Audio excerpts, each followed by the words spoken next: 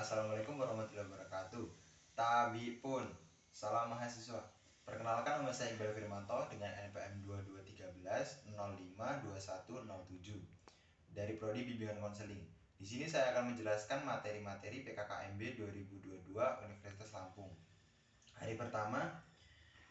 Materi pertama dibawakan oleh Bapak Yusriandi Yusrin mengenai Undang-Undang ITE, definisi ITE, dan UU ITE memuat pasal 27.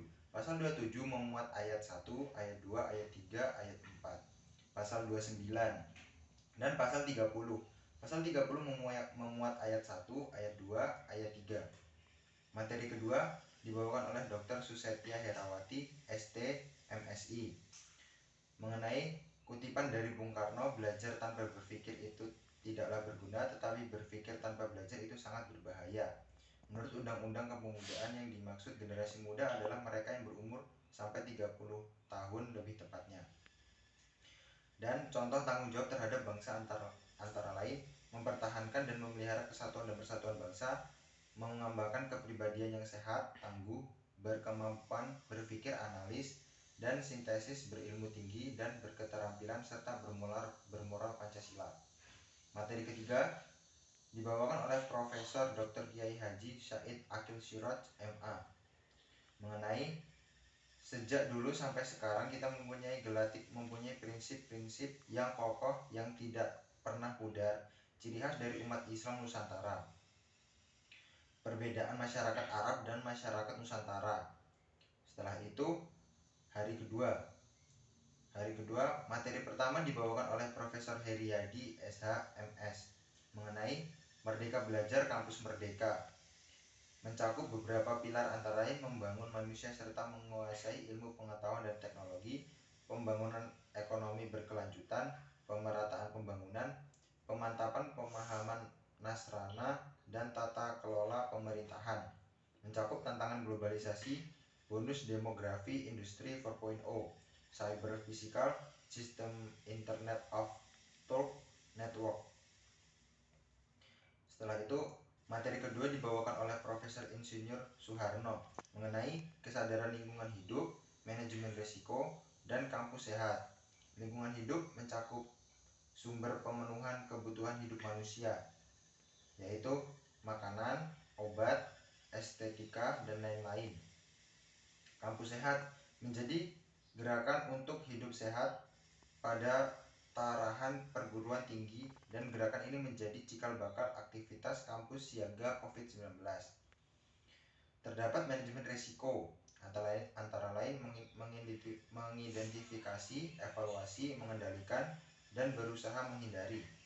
Materi ketiga menjelaskan tentang etika dan norma kemahasiswaan, yaitu terdapat 10 karakteristik yang harus dimiliki mahasiswa, yaitu rajin belajar, orientasi jelas, bermanfaat bagi orang lain, bisa menyesuaikan diri, peduli lingkungan, kreatif, inovatif, disiplin, cita-cita tinggi, dan rendah hati. Materi keempat mencakup perguruan tinggi di era 4.0. Terdapat ICT Static Unila. Yang pertama, digital connectivity, yang kedua, digital infrastructure smart, yang ketiga, integrate application smart learning, yang keempat, technology to create 12 smart campus, yang kelima, technology of actualist intelligent campus. Hari ketiga, materi pertama disampaikan oleh Dr. Patuan Raja, MPD, mengenai pembelajaran di perguruan tinggi di era teknologi dan plagiarisme.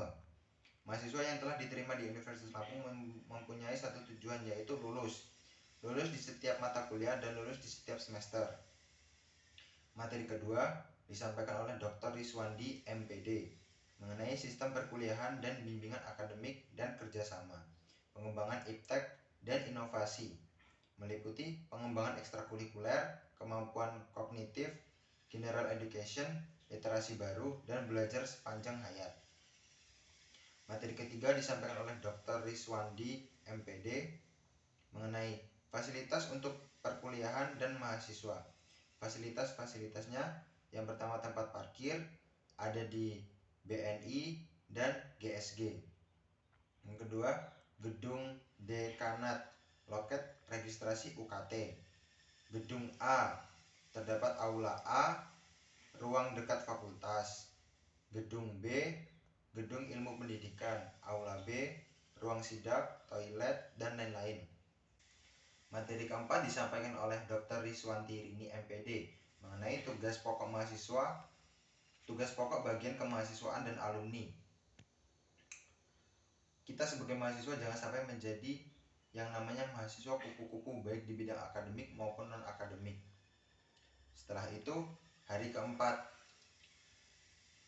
gambaran umum prodi atau program studi, bimbingan dan konseling, Fakultas Keguruan dan Ilmu Pendidikan FKIP Universitas Lampung. Sejarah terbentuknya program bimbingan konseling dimulai dari tahun 1979 sampai 1980. Terbentuknya jurusan Psikologi, Pendidikan dan Bimbingan PBB. Pada tahun 1984 sampai 1985 menjadi program studi bimbingan dan penyuluhan BP, dan pada tahun 2001 dibuka kembali program studi S1 BKFKIP Unila hingga saat ini. Forum Mahasiswa Bimbingan dan Konseling Unila merupakan suatu forum mahasiswa yang ada di kampus lingkungan bimbingan dan konseling Universitas Lampung. Formabika didirikan bertujuan untuk mempererat hubungan silaturahmi antara mahasiswa bimbingan dan konseling sebagai wadah kaderisasi mahasiswa, serta sebagai upaya membangun kesadaran mahasiswa BK dalam berorganisasi. Formabika dibentuk sejak tahun 2009 hingga sekarang, didirikan pada tanggal 12 Desember 2009 yang dibentuk melalui Mubes. Kabinet Anglung Selur diambil dari bahasa Sanskerta yang berarti belajar terus tanpa henti. Jadi dapat dianalogikan bahwa Formabika 2022 dapat terus berjalan tetap berkontribusi penuh walaupun adanya rintangan yang menghambat dan segera menemukan titik terang. Kesimpulan yang dapat saya ambil dari kegiatan ospek prodi adalah membahas tentang gambaran umum program studi bimbingan dan konseling, membahas tentang Formabika dan kabinet Anglung Selur. Sekian penjelasan materi PKKMB 2022 Universitas Lampung dari saya. Saya akhiri. Wassalamualaikum warahmatullahi wabarakatuh.